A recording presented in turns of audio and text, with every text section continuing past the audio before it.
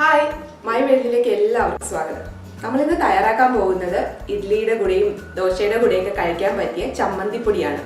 വളരെ എളുപ്പമാണ് തയ്യാറാക്കാൻ, അതുപോലെ തന്നെ എല്ലാവർക്കും അറിയാവുന്ന ഒരു റെസിപ്പിയും കൂടി ആയിരിക്കും.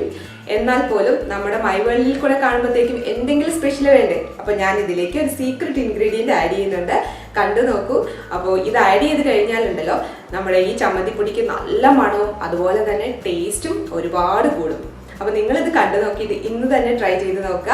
നമുക്ക് വീഡിയോയിലേക്ക് കിടക്കാം. വീഡിയോയിലേക്ക് കടക്കുന്നതിന് മുന്നേ ആയിട്ട് സബ്സ്ക്രൈബ് ബട്ടണിൽ പ്രസ് ചെയ്യാത്തവർ ഒന്ന് പ്രസ് ചെയ്തേക്കുക. അപ്പോൾ അതിൻ്റെ കൂടെ വരുന്ന ആ കുഞ്ഞു ബെല്ലും കൂടി ഒന്ന് പ്രസ് ചെയ്യണം. എങ്കിൽ മാത്രമാണ് ഞാൻ അപ്ലോഡ് ചെയ്യുന്ന പുതിയ വീഡിയോസ് നിങ്ങൾക്ക് നോട്ടിഫിക്കേഷനായിട്ട് വരുള്ളൂ. ഞാൻ 2 ദിവസം കൂടുമ്പോൾ വീഡിയോ അപ്ലോഡ് ചെയ്യുന്നതാണ്. അപ്പോൾ അത് മിസ്സാകാതെ കാണണമെന്നുണ്ടെങ്കിൽ തീർച്ചയായിട്ടും നിങ്ങൾ ആ ബെല്ലൈക്കൺ പ്രസ് ചെയ്യണം കേട്ടോ. നമുക്ക് വീഡിയോയിലേക്ക് പോവാം. ഇൻഗ്രീഡിയൻസ് നമുക്ക് ഓരോന്നായിട്ട് നോക്കാം. അതിലേക്ക് വേണ്ടിയിട്ട് ഞാനിവിടെ 1/2 കപ്പ് ഉഴുന്നെടുത്തിട്ടുണ്ട്. ഇത് സ്പ്ലിറ്റ് ആയിട്ടുള്ള ഉഴുന്നാട്ടോ എടുത്തേക്കുന്നത്. അപ്പോൾ നിങ്ങളുടെ കയ്യിൽ ഇങ്ങനത്തെ ഉഴുന്നുണ്ടെങ്കിൽ അതായിരിക്കും കുറച്ചും കൂടി നല്ലത്. റോസ്റ്റ് ചെയ്ത് വേഗം റോസ്റ്റായി കിട്ടാനായിട്ട് ഇങ്ങനത്തെ ഉഴുന്നാണ് നല്ലത്. ഇനി മുഴുവനോടെ ഉള്ളതാണെങ്കിലും കുഴപ്പമൊന്നുമില്ല. പിന്നെ വേണ്ടത് 1/4 കപ്പ് കടലപ്പരിപ്പ്. അപ്പോൾ 1/2 കപ്പ് ഉഴുന്നെടുക്കുമ്പോൾ 1/4 കപ്പ് കടലപ്പരിപ്പാണ് എടുക്കേണ്ടത്. പിന്നെ നമുക്കിതിലേക്ക് മുളകാണ്. ഞാനിവിടെ 10 വറ്റൽമുളക് എടുത്തിട്ടുണ്ട്. പിന്നെ അത് എരിവിനനുസരിച്ചിട്ട് നിങ്ങൾക്ക് കൂട്ടുകയോ കുറയ്ക്കുകയോ ഒക്കെ ചെയ്തു കൊടുക്കാം. പിന്നെ ഞാൻ എടുത്തിരിക്കുന്നത് ഓപ്ഷണൽ ആയിട്ടുള്ള ഒരു കാര്യമാണ് കാശ്മീരി മുളക്. നിങ്ങളുടെ കയ്യിൽ ഉണ്ടെങ്കിൽ എടുക്കാം, ഇല്ലാന്നുണ്ടെങ്കിൽ സ്കിപ്പ് ചെയ്യാം, കുഴപ്പമൊന്നുമില്ല. പക്ഷെ ഇതും കൂടി ചേർക്കുകയാണെങ്കിൽ നല്ലൊരു കളറായിരിക്കും നമ്മുടെ ഇഡ്ഡലി പൊടിക്ക്. അതിന് വേണ്ടിയിട്ടാണ് ഞാൻ 4 എണ്ണ എടുത്തിരിക്കുന്നത്. പിന്നെ എടുത്തിരിക്കുന്നത് 1 ടീസ്പൂൺ എള്ള്. പിന്നെ ഇത് 1 ടേബിൾ സ്പൂൺ റൈസ് ആണ്. ഏത് രീതിയിലുള്ള റൈസ് വേണമെങ്കിലും എടുക്കാം. വൈറ്റ് റൈസ് എടുക്കണമെന്ന് മാത്രമേ ഉള്ളൂ. സോന മസൂരിയോ ഞാനിപ്പോൾ എടുത്തിരിക്കുന്നത് എന്ന് പറഞ്ഞാൽ ഇഡ്ലി റൈസ് ആണ്. ഇപ്പം ഏത് റൈസ് വേണമെങ്കിലും പച്ചരി ആണെങ്കിലും എടുക്കാം. 1 ടേബിൾ സ്പൂൺ എടുക്കാം. പിന്നെ 3-4 തണ്ട് കറിവേപ്പില എടുത്തു കൊടുക്കാം. പിന്നെ ഒരു സീക്രട്ട് ഇൻഗ്രീഡിയൻ്റ് ആണ് നമ്മുടെ മല്ലി. അപ്പോൾ മല്ലി ചേർത്ത് നിങ്ങൾ ഇതിനു മുമ്പ് ട്രൈ ചെയ്തിട്ടില്ല എന്നുണ്ടെങ്കിൽ തീർച്ചയായിട്ടും ഇന്ന് തന്നെ ഇത് ഉണ്ടാക്കി നോക്കണം. നല്ലൊരു സ്മെല്ലാണ് ഈ ഇഡ്ഡലി പൊടിക്ക് കൊടുക്കുന്നത് മല്ലിയും കൂടി ചേർക്കുവാണെങ്കിൽ. ഞാനിവിടെ എടുത്തിരിക്കുന്നത് 1 ടീസ്പൂൺ മുഴുവനോടെയുള്ള മല്ലിയാണ്. അപ്പം നിങ്ങളുടെ കയ്യിൽ ഇങ്ങനെ മുഴുവനോടെയുള്ള മല്ലി ഇല്ല എന്നുണ്ടെങ്കിൽ മല്ലിപ്പൊടി ആയാലും ചേർത്ത് കൊടുക്കാം. 1/2 ടീസ്പൂൺ ചേർത്ത് കൊടുത്താൽ മതി. പിന്നെ നമുക്കിതിലേക്ക് ചേർത്ത് കൊടുക്കേണ്ടത് കായമാണ്. ഞാനിവിടെ 1/4 ടീസ്പൂൺ കായം എടുത്തിട്ടുണ്ട്. അപ്പോൾ എൻ്റെ കയ്യിലിരിക്കുന്ന കായം എന്ന് പറഞ്ഞാൽ ഗ്രാന്യൂൾസ് രൂപത്തിലുള്ള കായാണ്. അപ്പോൾ നിങ്ങളുടെ കയ്യിൽ കായത്തിന്റെ പൊടിയാണെങ്കിലും ഇതുപോലെ തന്നെ എടുത്താൽ മതി, 1/4 ടീസ്പൂൺ. ഇനി മുഴുവനോടെയുള്ള കായം ഉണ്ടെങ്കിലും അതാണെങ്കിലും ഒരു ചെറിയൊരു കഷ്ണം എടുക്കുക, കൂടി പോകണ്ട കേട്ടോ. പിന്നെ ദാ കുരുമുളക്, ഒരു 10-12 മണി കുരുമുളക് എടുക്കുക. പിന്നെ ആവശ്യത്തിനുള്ള ഉപ്പ്. ഇത്രയാണ് നമ്മുടെ ഇൻഗ്രീഡിയൻസ്.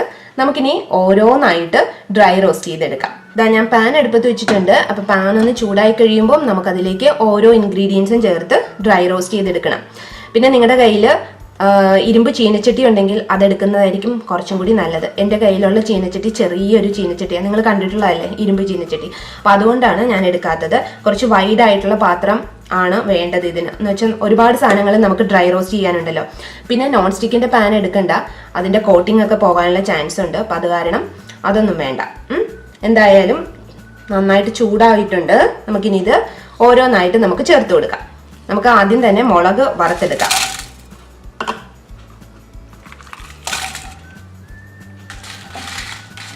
ഫ്ലെയിം എപ്പോഴും മീഡിയത്തിനും ലോയ്ക്കും ഇടയിലാക്കി വെക്കുക കേട്ടോ. അങ്ങനെ തന്നെ കിടന്നോട്ടെ. എന്താണെന്ന് വെച്ച് കഴിഞ്ഞാൽ ആ സെയിം ടെമ്പറേച്ചറിൽ തന്നെ നമുക്ക് എല്ലാ ഇൻഗ്രീഡിയൻസും റോസ്റ്റ് ചെയ്തെടുക്കാം. കണ്ടോ, റോസ്റ്റായി വരുന്നുണ്ട്. അധികം കരിക്കാനൊന്നും നിൽക്കണ്ട. ഈ ഒരു സമയമാകുമ്പോൾ നമുക്ക് ഓഫ് ചെയ്യാം. എന്താണെന്ന് വെച്ചാൽ ദാ ഈ കാശ്മീരി മുളകൊക്കെ വീർത്ത് വരാൻ തുടങ്ങിയിട്ടുണ്ട്. പിന്നെ ഇതിലേക്ക് നമുക്ക് എണ്ണ ചേർത്തിട്ട് വേണമെങ്കിലും റോസ്റ്റ് ചെയ്യാം. പക്ഷെ അതിനേക്കാളും നല്ലത് ഇങ്ങനെ ഡ്രൈ റോസ്റ്റ് ചെയ്തെടുക്കുന്നതാണ്. എന്ന് വെച്ചാൽ നമുക്ക് ഒരുപാട് നാൾ സൂക്ഷിച്ച് വെക്കേണ്ടതല്ലേ. അപ്പം അത് കാരണം ഇതുപോലെ ഡ്രൈ റോസ്റ്റ് ചെയ്യുന്നതായിരിക്കും ഏറ്റവും നല്ലത്. ദാ മുളകൊക്കെ അപ്പം നന്നായിട്ട് റോസ്റ്റ് ആയിട്ടുണ്ട്. നമുക്കിനി ഇത് വേറൊരു പ്ലേറ്റിലേക്ക് മാറ്റി വയ്ക്കാം. പിന്നെ ഒരു കാര്യം നിങ്ങൾ പ്രത്യേകം ശ്രദ്ധിക്കേണ്ടത്, നമ്മൾ ഉപയോഗിക്കുന്ന എല്ലാ പാത്രങ്ങളും വെള്ളമയം ഒട്ടും ഉണ്ടാകാൻ പാടില്ല. നമ്മൾ ഈ എടുത്തു വെക്കുന്ന പാത്രമാണെങ്കിൽ പോലും വെള്ളമയം ഒട്ടും ഉണ്ടാകരുത്. ആ ഒരു കാര്യം പ്രത്യേകം ശ്രദ്ധിക്കണം.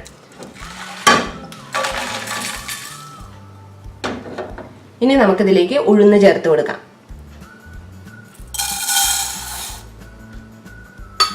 പിന്നെ കൂടെ തന്നെ കടലപ്പരിപ്പും കൂടി ചേർക്കാം. ഇനി ഇത് പകുതി മൂപ്പാകുമ്പോഴത്തേക്കും ബാലൻസ് ഉള്ള ഇൻഗ്രീഡിയൻസും കൂടി നമുക്ക് ചേർത്ത് കൊടുക്കാം. ഇപ്പോൾ പകുതി മൂക്കാൻ തുടങ്ങിയിട്ടുണ്ട്. നമുക്കിതിലേക്ക് എടുത്തു വെച്ചിരുന്ന അരി ചേർത്ത് കൊടുക്കാം. പിന്നെ ചേർത്ത് കൊടുക്കേണ്ടത് എള്ള്, പിന്നെ അതുപോലെ തന്നെ മല്ലിയും ചേർത്ത് കൊടുക്കാം. അപ്പോൾ മല്ലിയുടെ പൊടിയാണെങ്കിൽ ഇപ്പൊ ചേർക്കണ്ട, അത് ഞാൻ പറയാം എപ്പോഴാണ് ചേർക്കേണ്ടതെന്നുള്ളത്.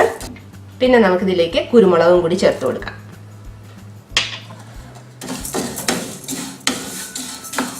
അപ്പോൾ കുരുമുളക് നിങ്ങൾക്ക് കൂടുതൽ വേണമെന്നുണ്ടെങ്കിൽ കൂടുതൽ ചേർക്കാം. എന്നിട്ട് ഈ വറ്റൽമുളകിന്റെ എണ്ണം കുറച്ച് കൊടുത്താലും മതി കേട്ടോ. അതൊക്കെ നിങ്ങളുടെ ഇഷ്ടത്തിനനുസരിച്ചിട്ട് മാറ്റി കൊടുക്കാം. കണ്ടോ, സ്പ്ലിറ്റ് ആയിട്ടുള്ള ഉഴുന്നായത് കാരണം വളരെ പെട്ടെന്ന് തന്നെ ഇത് റോസ്റ്റ് ആയി കിട്ടും. ഈ മുഴുവനോടെ ഉള്ള ഉഴുന്നാണ് നിങ്ങളുടെ കയ്യിലുള്ളതെങ്കിൽ അത് തനിയെ വറുത്തെടുക്കുക. ഇങ്ങനെയുള്ള പൊടികളൊക്കെ നമുക്ക് വളരെ എളുപ്പത്തിൽ വീട്ടിൽ തന്നെ തയ്യാറാക്കി എടുക്കാം. വെറുതെ വാങ്ങിക്കുന്ന പൊടിയൊന്നും കഴിക്കേണ്ട. അതിലൊക്കെ എന്തൊക്കെയാണ് ചേർക്കുന്നതെന്ന് പോലും നമുക്കറിയില്ല. ഇതാണെങ്കിൽ വീട്ടിലെ പണിയെല്ലാം കഴിഞ്ഞ് അടുക്കളയൊക്കെ ക്ലീൻ ആക്കി കഴിഞ്ഞ് കഴിഞ്ഞിട്ട് ചെയ്യാവുന്ന പരിപാടിയാണ് ഇതെല്ലാം. നമ്മൾ പ്രത്യേകം ശ്രദ്ധിക്കേണ്ടത് വെള്ളത്തിൻ്റെ അംശം ഒട്ടും പാടില്ല എന്നുള്ളതാണ്. നമ്മൾ ഉപയോഗിക്കുന്ന മിക്സിയിലാണെങ്കിലും മിക്സിയുടെ വാഷറിൻ്റെ അകത്തൊക്കെ ആണെങ്കിലും വെള്ളത്തിൻ്റെ അംശം പാടില്ല കേട്ടോ. ഇതാ നമ്മുടെ ഉഴുന്നൊക്കെ നന്നായിട്ട് റോസ്റ്റ് ആയിട്ടുണ്ട്. ഞാൻ ഇതിലേക്ക് തന്നെയാണ് കറിവേപ്പിലയും കൂടി ഇടണത്. ഞാൻ ഈ കറിവേപ്പില നന്നായിട്ട് കഴുകി നല്ലതുപോലെ തുടച്ചെടുത്തതാണ് കേട്ടോ. അതുകൊണ്ടാണ് ഞാൻ ഇതിലേക്ക് ചേർത്ത് കൊടുത്തത്. ഇനി നിങ്ങൾ ഉപയോഗിക്കുന്ന കറിവേപ്പിലേക്ക് വെള്ളത്തിൻ്റെ അംശമുണ്ട്, തുടയ്ക്കാൻ മറന്നുപോയി, അങ്ങനെയൊക്കെയാണെന്നുണ്ടെങ്കിൽ സെപ്പറേറ്റ് ആയിട്ട് വറുത്ത് കൊടുക്കാം. ഇനി നമുക്ക് ഫ്ലെയിം ഓഫ് ചെയ്യാം. ഞാനിപ്പോൾ ഫ്ലെയിം ഓഫ് ചെയ്തിട്ടുണ്ട്. ഇതിലേക്ക് തന്നെ ഞാൻ കായത്തിൻ്റെ പൊടിയും കൂടി ചേർത്ത് കൊടുക്കുകയാണ്. അപ്പോൾ ഒന്ന് ചൂടാകുമല്ലോ, അതിന് വേണ്ടിയിട്ടാണ്. അപ്പോൾ നിങ്ങളുടെ കയ്യിൽ മുഴുവനോടെയുള്ള കായ ആണെന്നുണ്ടെങ്കിൽ ഇത് സെപ്പറേറ്റ് ആയിട്ട് ഒറ്റയ്ക്ക് വറുത്തെടുക്കാം. അപ്പോൾ കായ നന്നായിട്ട് ചൂടായി കഴിഞ്ഞ് കഴിഞ്ഞിട്ട് നല്ല സോഫ്റ്റ് ആകും, നല്ല ബബിൾഗം പോലെയാകും. അതിനുശേഷം ഒന്ന് ചൂടാറണം. ചൂടാറി കഴിഞ്ഞിട്ട് പൊടിച്ചെടുത്താൽ മതി. അങ്ങനെ വേണമെങ്കിലും ചെയ്തെടുക്കാം. ഇതിപ്പോൾ കായത്തിൻ്റെ ഗ്രാന്യൂൾസ് ആയത് കാരണമാണ് ഞാൻ ഇതിൻ്റെ അകത്തേക്ക് ചേർത്ത് കൊടുത്തത്. അപ്പോൾ ഒന്ന് ചൂടായിക്കോട്ടെ എന്ന് വിചാരിച്ചിട്ട് ഇനി നമുക്ക് ഈ പാനിൽ നിന്ന് ഇത് മാറ്റാം. അപ്പോൾ ഇനി ഇത് ചൂടാറാൻ വേണ്ടി മാറ്റി വയ്ക്കാം നമുക്ക്. ഈ ചെറിയ ചൂടിൽ നിങ്ങൾക്ക് വേണമെന്നുണ്ടെങ്കിൽ മല്ലിപ്പൊടിയാണ് യൂസ് ചെയ്യണമെന്നുണ്ടെങ്കിൽ 1/2 ടീസ്പൂൺ മല്ലിപ്പൊടി ഈ സമയത്ത് ചേർത്ത് കൊടുക്കാം. ഇനി കായത്തിൻ്റെ പൊടിയാണെന്നുണ്ടെങ്കിലും 1/4 ടീസ്പൂൺ കായത്തിൻ്റെ പൊടി ഇതിലേക്ക് തന്നെ ചേർത്ത് കൊടുക്കാം. അപ്പോൾ ഒന്ന് ചൂടായി കിട്ടുമല്ലോ. പിന്നെ ഇനി മുഴുവനോടെയുള്ള കായാണ് നിങ്ങളുടെ കയ്യിലുള്ളതെങ്കിൽ സെപ്പറേറ്റ് ആയിട്ട് കായം ഒന്ന് ചൂടാക്കി എടുക്കുക. എന്നിട്ട് ചൂടാറിയതിന് ശേഷം മാത്രം മിക്സിയിലിട്ട് പൊടിക്കുക. ഇതിൻ്റെ കൂട്ടത്തിൽ മിക്സിയിലിട്ട് പൊടിക്കുമ്പോഴത്തേക്കും ചൂടാറണം കായം. ഞാൻ എടുത്തു പറയുവാണ്, അല്ലാന്നുണ്ടെങ്കിൽ കായം മിക്സിയിൽ ഇങ്ങനെ സ്റ്റക്കായിട്ടിരിക്കും. ഇതായിപ്പോൾ നന്നായിട്ട് ചൂടൊക്കെ അറിയിട്ടുണ്ട്. ഞാനിപ്പോൾ ഇനി മിക്സിയുടെ ജാറിലിട്ട് അടിച്ചെടുക്കാൻ പോവാണ്. ഞാൻ മിക്സിയുടെ വലിയ ജാറാണ് എടുത്തിരിക്കുന്നത്. അപ്പോൾ നേരത്തെ പറഞ്ഞ പോലെ നന്നായിട്ട് തുടച്ചെടുക്കണം.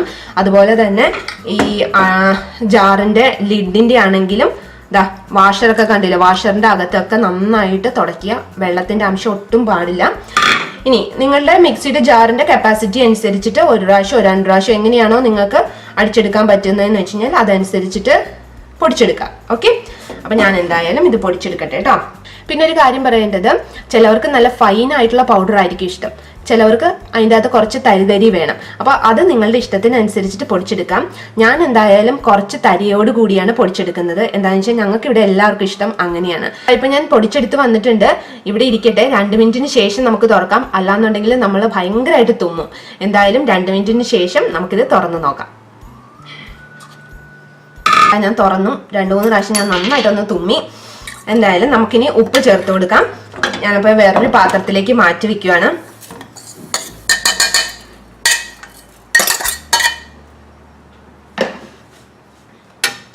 നമുക്കിതിലേക്ക് ആവശ്യത്തിനുള്ള ഉപ്പ് ചേർത്ത് കൊടുക്കാം.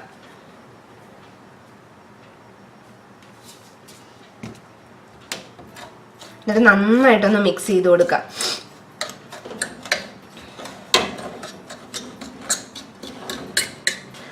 ഇതിൽ ഇത്രയും കളർ വരാൻ കാര്യം നമ്മൾ കാശ്മീരി മുളക് ആഡ് ചെയ്തത് കൊണ്ടാട്ടോ. അപ്പം ഞാനൊന്ന് ടേസ്റ്റ് ചെയ്ത് നോക്കട്ടെ, ഉപ്പൊക്കെ കറക്റ്റ് ആണോ എന്നറിയാം.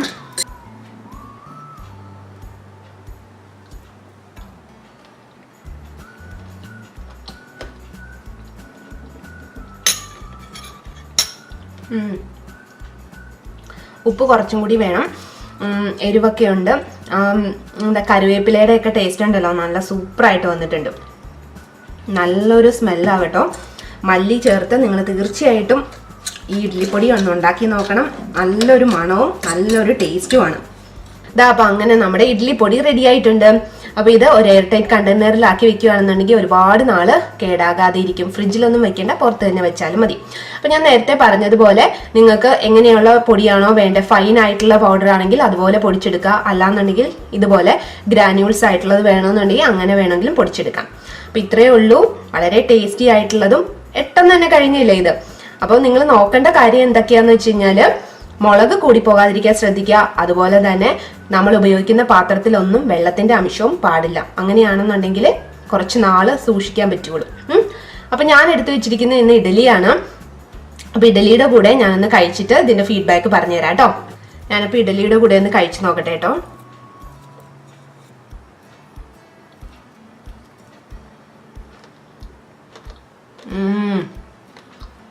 സൂപ്പർ ടേസ്റ്റാണ്.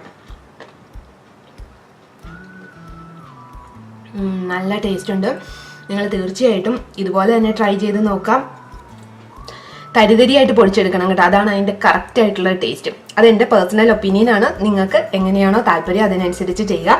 അപ്പോൾ നമ്മുടെ ഈസിയും ടേസ്റ്റിയുമായിട്ടുള്ള ഇഡ്ലിപ്പൊടി റെഡി ആയിട്ടുണ്ട്. അപ്പോൾ വീഡിയോയുടെ എൻഡ് വരെ കാണാൻ മറക്കണ്ട. മറ്റൊരു ഈസി റെസിപ്പി ആയിട്ട് അടുത്ത വീഡിയോയിൽ കാണാം. താങ്ക്